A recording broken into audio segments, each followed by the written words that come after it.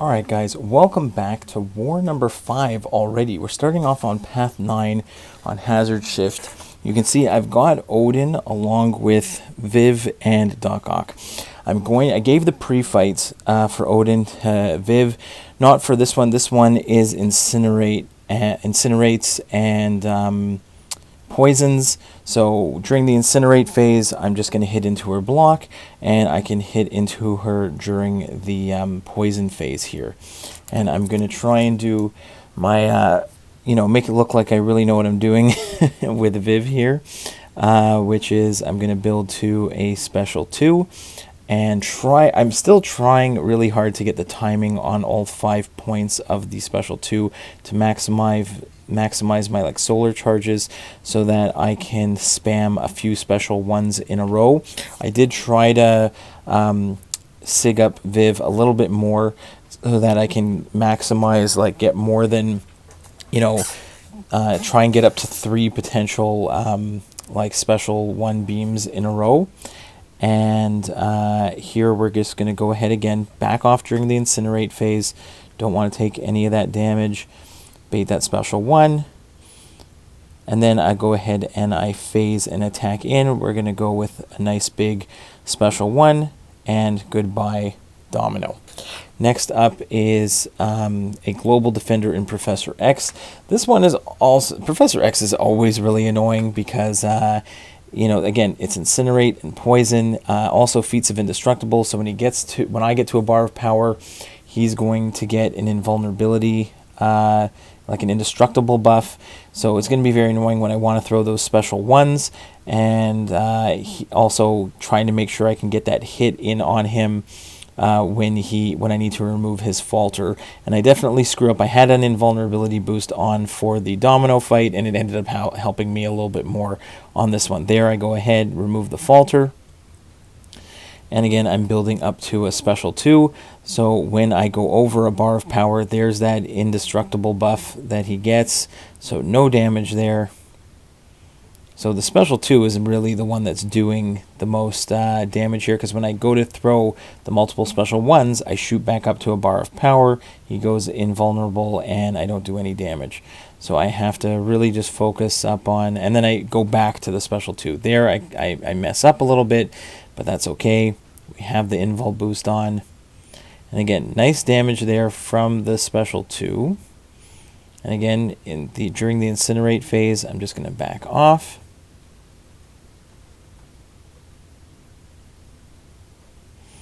There, I go ahead, use my phase and get his phase. But again, I mess up the timing there for a second. Take a hit to the face. And here, that first hit does a bunch of damage, but then the rest of it does not. So again, I try to go so that the third one does do a little bit of damage there. But now I realize that doing those special 1s aren't really going to work for this node. I should have thought about that better before going in.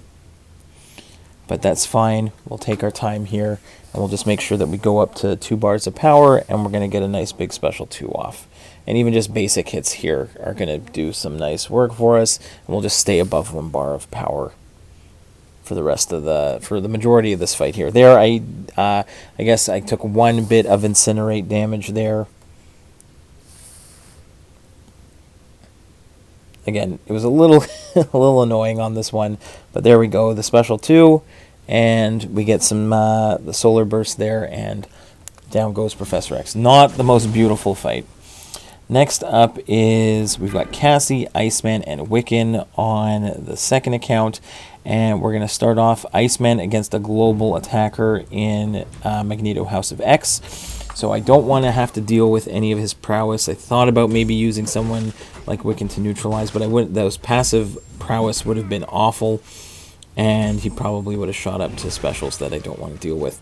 I am pretty good at evading regular Magneto special 2 and the Magneto House of X's special 1, so I wasn't too concerned about that one. I'm also Iceman, so if I do get hit, I'm only going to take 5% max damage, so it's not so bad. And Iceman comes in clutch there. Huge, nice, big, heavy attack. Next up is this Mojo. And this Mojo, with Incinerate and Poison, and I make, in power efficiency, I make a blunder on this fight, I know that if Cassie has the taunt up, then if you take the incinerate damage, it is going to be very minimal. And that's what I've pointed out. I've seen it in testing. But what I did not realize is that if I don't have the taunt up, right? The taunt is up now. So if I go ahead and hit in during the incinerate phase, I am not going to take a lot of damage. So right here, as the poison phase is ending, I feel pretty confident while the taunt is up that I can go ahead and throw, at the beginning there, I take a little, so you can see I'm actually recovering more health than I'm taking damage there, or it's almost even. The problem is that there's going to be a point in the fight when I'm not paying attention, and I do keep throwing the special ones on Mojo, but I'm doing it full 5-hit combo, right? What's going to happen is I'm going to do a combo without the taunt on, and the taunt is going to come at the end. But the incinerate damage that I take from those initial debuffs does not get reduced when the taunt is active. It's only the hits that I do while the taunt is on that don't do a lot of damage.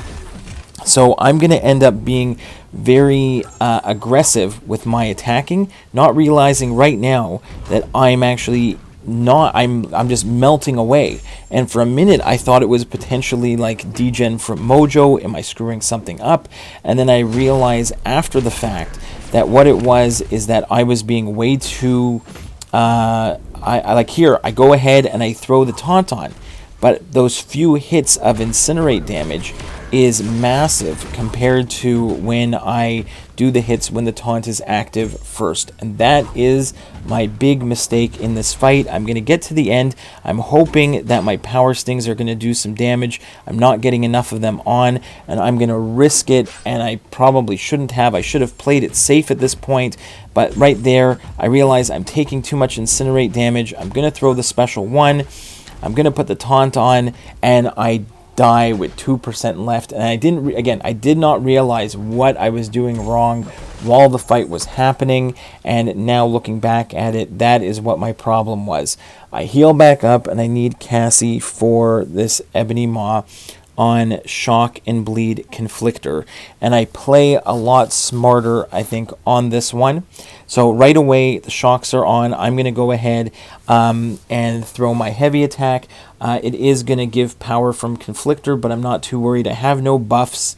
The only thing that I forgot to worry about is, even though I threw that first heavy attack, I didn't throw another one, and I forgot that I need to keep knocking down Maw down. That's classic Maw stuff that I have to worry about. And I go ahead and I attack in, and I forget about the falter. Even though it said approaching falter right there, I didn't wait, and I take some degen damage. But that's okay. We have the crumbling armor, so we're healing from that. Once I realize that, I get back into the groove of, okay, I gotta wait it out during the bleed phase. I am just going to hit into his block, and then when I get the poison, like the shock phase where I'm immune to shocks because I'm Cassie, which is awesome, I'm going to go ahead and throw my heavy attack into a nice little special one there, get the tauntauns to encourage Maw to throw some specials. There again, I forget very briefly about the falter. So I have to be really careful there to what to pay attention here. There's the falter, so I'm going to back off. Now I realize what's going on. I'm just healing up from the falter debuff and the crumbling armor, so it's not so bad.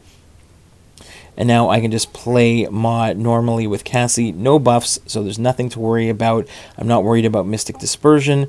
I'm not even really he's not going to get too many specials too fast.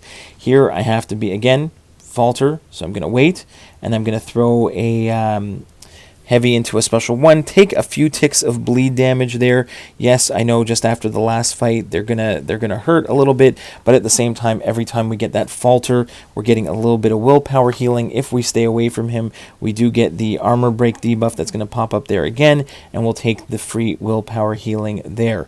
So again, playing this one pretty smart, I think. There I had to go for a calculated intercept there. Didn't take too many bleeds. They're kind of messed up a little bit. Had my invul boost on. We were right near the end of the fight. And I'm going to take a special 2 on the block. Evade a little bit of it.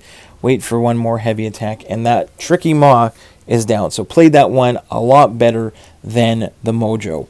Next, we got Path 8 in Section 2. Wiccan is just going to go on a tear. It's only a rank 3 Wiccan, but Wiccan is, if you know what you're doing with him, it's awesome.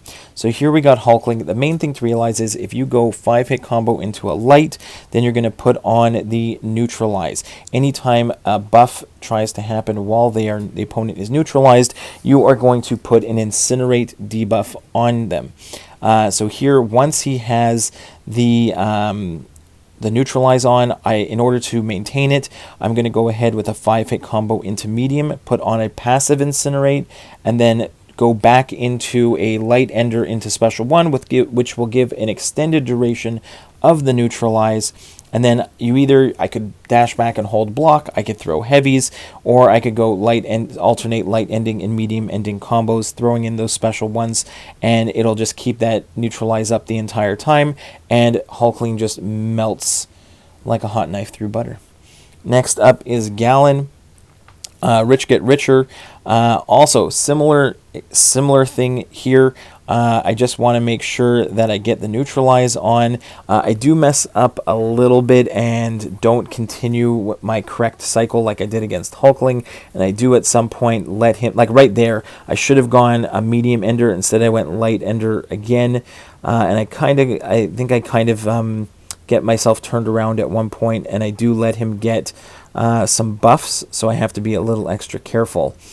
I went for I didn't see, if you go for the neutralize combo again, the neutralize just disappears. I did not go for the medium ending combo there, and I did let him get those buffs, so I have to be a little extra careful. Get the neutralize back on, get a nice big special 2, get some big shock damage. Make sure that Galan is willing to throw that special 2 there. I'm going to take it on the block, that's fine. And then I'm going to throw another special 2. Get the neutralize back on, throw a big special 2, and Galan will disappear. So very nice fight there. Even though I did not play that one perfectly at all, Wiccan still handled it no problem. And last, we're going to do the mini on the right side. This is node 47. We're going to do this one eye open Gorr, where you have to knock him down in order to do damage, and you can't do any damage while stunned. So here, Wiccan is going to be great for this fight. We're going to bait a heavy attack, go for the light ending combo. There's the neutralize. Now I'm going to try and push him to, he throws another heavy attack. I just want to push him to a special 1. There, I still don't have everything set up yet, but now I can go ahead, finish with a light ending combo into a special 1, get the extended duration on the neutralize.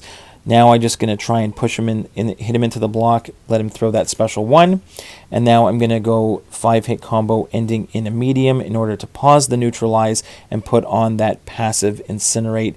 Now you can see he's up to like 17 incinerate debuffs because all the buffs he has are being prevented by the neutralize. Now we go light ending combo into special 1 for the extended duration on the neutralize, and now we've got him exactly where we wanted.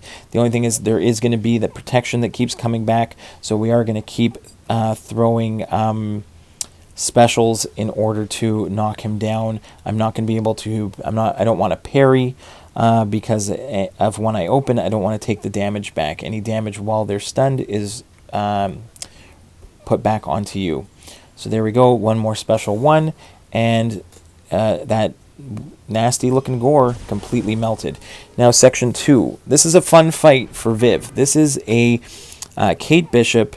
You can see I put on the Odin pre-fights here. For now, she's shock resistant and bleed immune. And you cannot parry this fight, and you don't want to parry Kate in general. So with one eye open here, this is great. As long as you finish with a light ending or medium ending combo with Viv after you are go invisible, then you can go invisible again on your next parry. If you don't, for example, if you go invisible but you don't throw a combo, then you're going to actually parry on your next parry. You're not going to go, you're not going to phase it. So I have to just make sure, even if you go medium, light, medium, and you throw a heal block on, then you are safe to parry again. Here, I don't want Kate to go to a special 2, so I'm just gonna go ahead and attack in after that special 1. We did the special 2, now we're going special 1. We get 2 special 1s in a row, and we're gonna go for 3 of them. And then at the end of this one, this is where you can see I didn't have enough solar energy to get, or like solar burst, to completely finish off Kate. So we're just going to go for a few more combos, a few more special ones, and we'll be done. But I don't have to worry about the hazard shift at all because I have the Odin.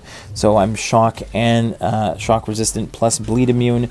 So we're just going to hit into that block, bait one more special one from Kate, and Viv takes care of business here. So really happy with that one. We're going to do the exact same thing against this Punisher 2099. Again, Viv also global attacker. So because we have the armor ups, we are power burning all the time. Makes for an easy fight. Here again, don't get that initial parry, but that's okay. But again, we're not worried about the shocks. We're not worried about the bleeds. We're even the at some point I probably should have hit into his block to remove the armor ups, but you're gonna just see how much fun damage that we can get with Viv here. We're gonna do get into the special 2.